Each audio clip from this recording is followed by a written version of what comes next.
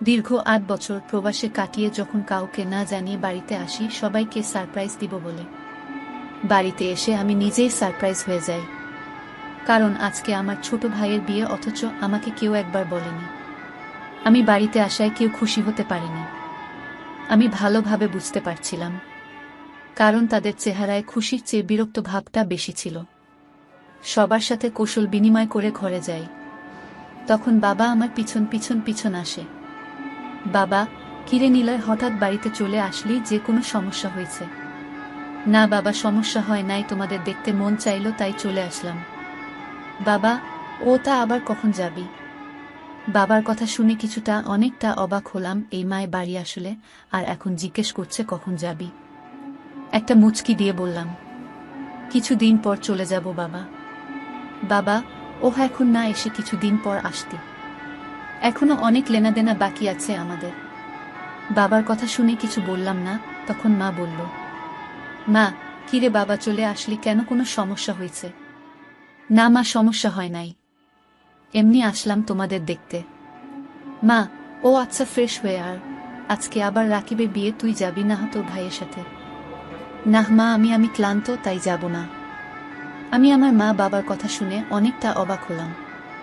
বড় ছেলে বিয়ে করে নাই, তাকে জিজ্ঞেস করে ছোট ভাইয়ের বিয়েতে যাবে কিনা। সবাই ছোট ভাইয়ের সাথে চলে গেল, শুধু মা ছাড়া। সারাদিনের জার্নি করে আমি অনেকটা ক্লান্ত, তাই কিছু না খেয়ে ঘুমিয়ে পড়ি। ঘুম ভাঙে মানুষের হইচই শুনে। বুঝতে পারলাম বউ নিয়ে চলে আসছে, এর মধ্যে ছোট ভাইয়ের সাথে কথা বা দেখা হয় নাই। ওইভাবে শুয়ে আছি, আমাকে কেউ জিজ্ঞেস করেনি আমি কিছু খেয়েছি কিনা। একটু পর ছোট বোন আসলো। মন্তাহা, ভাইয়া কেমন আছো তুমি? ভালো, তুই কেমন আছিস? মন্তাহা, ভালো ভাইয়া, তুমি মনে হয় সকাল থেকে কিছু খাওনি। আরে তেমন কিছু না খাওয়া হয়েছে আমার। মন্তাহা, ভাইয়া তুমি মিথ্যাটা ভালোভাবে বলতে পারো না। তুমি বসো, আমি খাবার নিয়ে আসি। মানুষ বলে মা নাকি মুখ দেখে সন্তানের দুঃখ বোঝে, কিন্তু আমার বেলা উল্টো। আমার আম্মুর মনে নাই আমি বাড়িতে আসছি। এতক্ষণ যার সাথে কথা বললাম সে হলো আমার ছোট বোন। এক মায়ে আমার ছোট বোন আমার চেহারা দেখে বলতে পারে আমি কি চাই।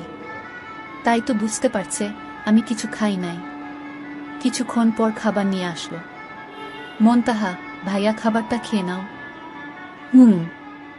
মন্তাহা, ভাইয়া একটা কথা বলি। বল, কি বলবি? মন্তাহা, আমার হাতে খাইয়ে দিব তোমাকে। দে, অনেক দিন হলো কারো হাতে খাবার খাই না। তারপর ছোট বোন খাবার খাইয়ে চলে গেল। রাতের বেলা সবাই আমার ঘরে আসলো, সাথে ছোট ভাই ছিল। আম্মু বলল, মা, নিলয় কি নিয়ে আসলি আসার সময়? আমাদের একটু দেখা। এনেছিলাম অনেক কিছু, কিন্তু কাকে দিব বুঝতে পারছি না। তখন বাবা বলল, বাবা, কাকে দিবি মানে আমরা তো পরিবার, আমাদেরকে দিবি। একটা মুচকি হাসি দিয়ে বললাম, তোমরা আমার পরিবার।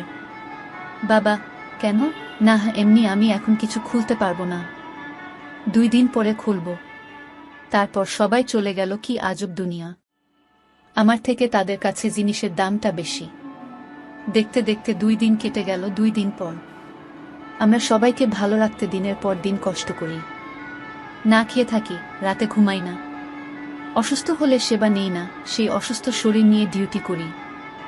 মাস শেষ হলে নিজে খালি পকেটে থাকি, বাড়ি সব টাকা পাঠিয়ে দেয়। এই হলো প্রতিটা প্রবাসীদের জীবনের বাস্তব গল্প ও কাহিনী। এর কোনো পরিবর্তন কারো জীবনে নাই, আর হবে ও না। আল্লাহর কাছে মন থেকে চাই ও বলি, আল্লাহ, আপনি তো প্রবাসীর মনের কথা জানেন, আমাদের মাফ করে দিবেন। সবকিছু উজাড় করে দিয়ে পরিবারের আপন হতে পারি না। ধন্যবাদ সবাই এতক্ষণ মনোযোগ দিয়ে প্রবাসীদের কাহিনী শোনার জন্য। কষ্ট করে লাইক, শেয়ার, কমেন্টস করো জানানোর জন্য। প্লিজ চ্যানেলটি সাবস্ক্রাইব করে পাশে থাকুন।